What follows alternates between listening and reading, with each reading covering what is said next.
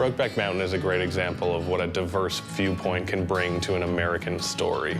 Ang Lee really finds a different way to tell the American experience, and you really feel it in Brokeback Mountain. You didn't want it, Ennis. So what we got now is Brokeback Mountain. Brokeback Mountain made Ang Lee the first director of color to win an Oscar, and you can see that he very wisely kind of took a controversial, boundary-pushing story, but wrapped it in this language of traditional Hollywood cinema, and Oscar really loves something like that. You don't think I'm too fast, do you? Maybe we should put the brakes on? Fast or slow, I just like the direction you're going. I think the big strength of Brokeback Mountain is in the silences, the reactions, the small moments.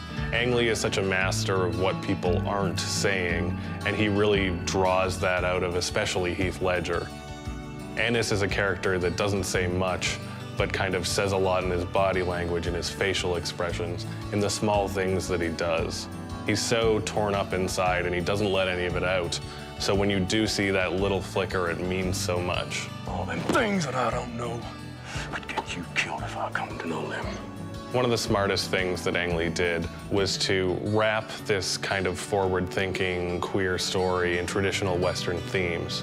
One of the screenwriters, Larry McMurtry, is kind of best known as this classic Texas writer. He wrote Lonesome Dove, he wrote The Last Picture Show, and he really brings a lot of that traditional feel to the story.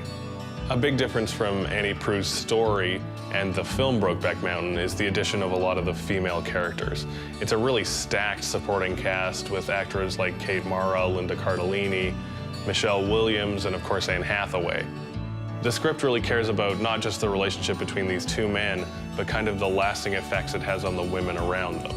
These women have seen the light in these men maybe once or twice, but they know that they're denied it because of the relationship between the two of them, and it's interesting to see how this plays out in each of their relationships. We're around each other, and this thing grabs hold of us again in the wrong place, and we're dead.